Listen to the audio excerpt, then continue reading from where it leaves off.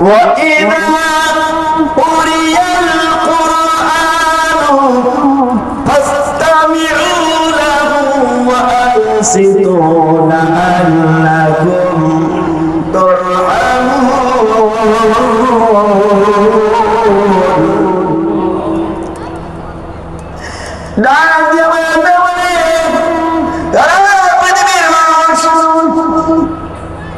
যেখানে কোরআনের কথা হয়, যেখানে কোরআন হাদিসের আলোচনা হয়, ওই জায়গায় তোমরা যখন বাড়ির থেকে আসা নিয়ে করবা, কোরআনের আয়াতগুলি শুনবা, কোরআনের প্রতি অক্ষরে অক্ষরে যারা কোরআন এই মাহফিলে যায়, একটি আয়াত যদি কোরআন তিলাওয়াত এই আয়াত যদি শুনতে থাকে, তাহলে প্রতিটা হরফে 10 নেকি তার আমলনামায় জমা হয়ে যাবে। সকলে বলে সুবহানাল্লাহ।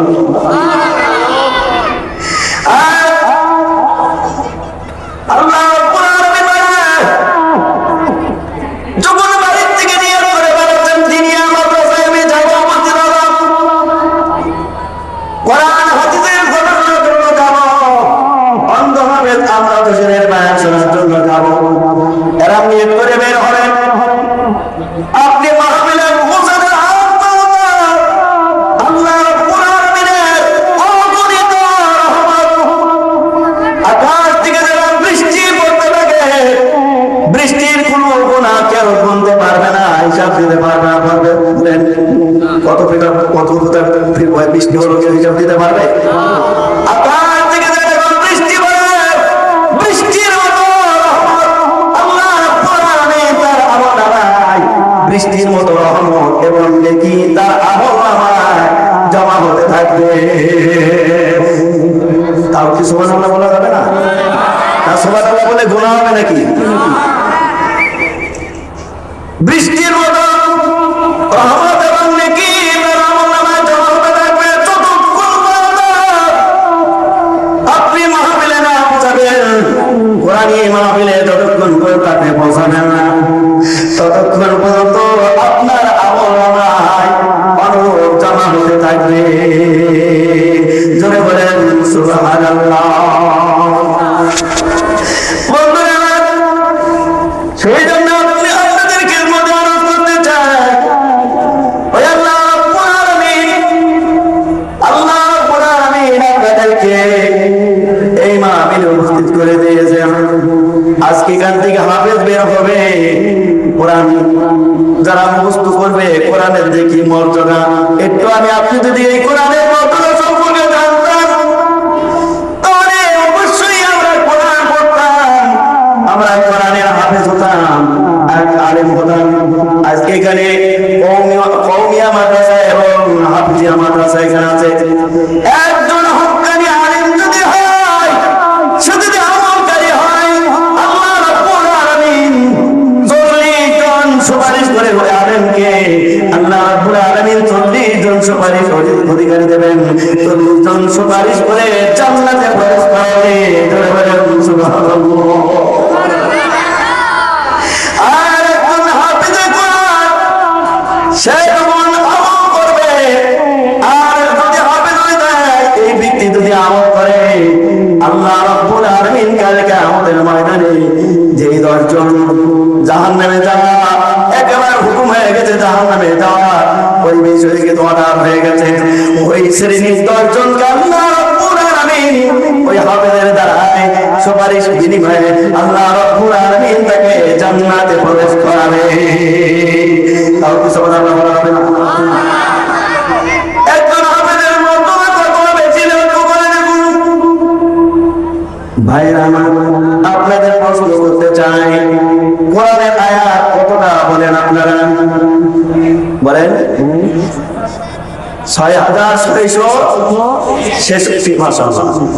কোরআনের আয়াত 6666 আয়াত।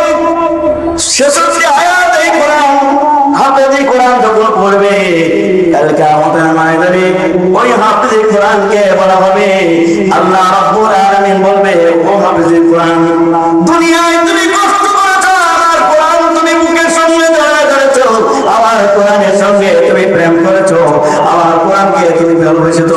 কারণ রাতের পরে রাত নয়, দিনের পরে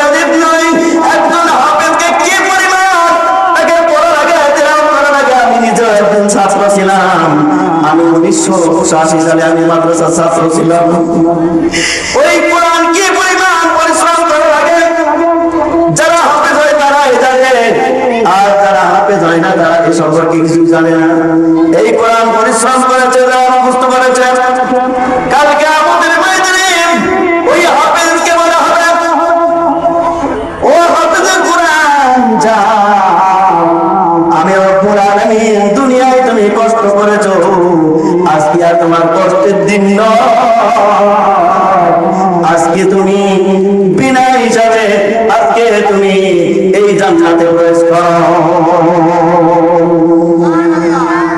আর এই জান্নাত একজন হাফেজের জন্য বিশাল একটা বড় বিল্ডিং দেওয়া হবে। ওই হাফেজ যখন উঠতে থাকবে বলবে, হাফেজ সাহেব আরো উপরে ওঠেন, আর এক তালায় ওঠেন, একটা আয়াত পড়েন, আর এক আয়াত পড়েন, আর এক তালায় ওঠেন, আরেকটি আয়াত পড়েন, তেলাওয়াত করেন, আর এক তালায় ওঠেন। আয়াত পড়তে পড়তে তেলাওয়াত করতে করতে আয়াত পড়বে হাফেজে কোরআন। ওই ব্যক্তি 6666 তালা বিল্ডিং ওই হাফেজকে দান করা হবে। সুবহানাল্লাহ।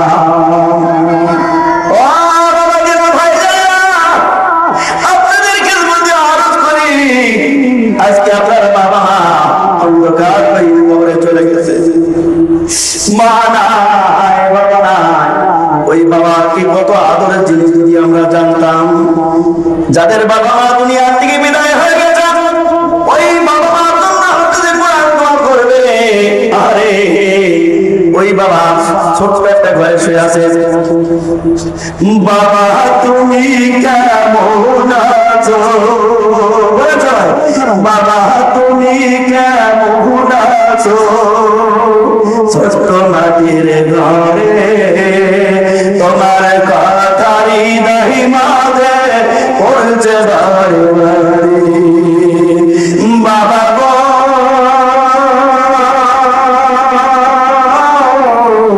বাবা, বাবা গো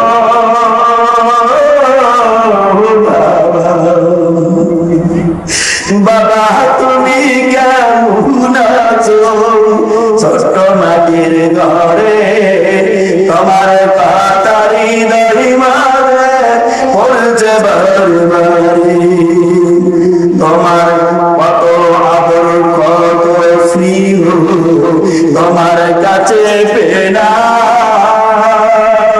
সব কিছু হারিয়ে আসবে নিঃস্ব হয়ে গেলাম, কত আদর কত স্নেহ তোমার কাছে পেলাম, সব কিছু হারিয়ে আজকে নিঃস্ব হয়ে গেলাম, ভালোবাসি বাবা তোমার বুকটা যে যাইছি রে, তোমার কথার হৃদয় মাঝে উঠছে বাড়ি বাড়ি, বাবা তুমি কেমন আছো, ছোট্ট মাটির ঘরে তোমার কথার হৃদয় মাঝে উঠছে বাড়ি বাড়ি, বাবা বাবা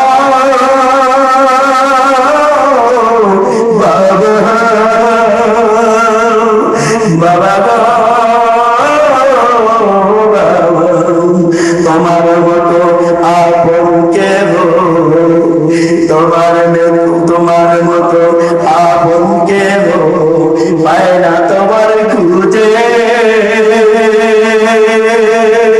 তাই তো আজ ঘুমের ঘরে অস্ত্রতে যাই ভিজে, সুখে দেখো পরম সুখে জান্নাতের ভিতরে, তোমার কথার হৃদয় মাঝে পড়ছে বাড়ি বাড়ি, বাবা বাবা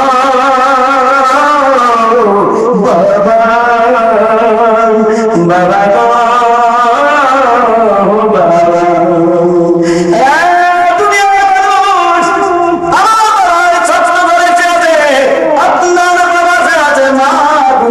চলে গেছে অন্ধকার গহীন কবরে, ওই ছোট্ট মানুষ আছে, হাফেজে কোরআন আপনি নিয়ে যান, হাফেজে কোরআন আপনার ছেলে যদি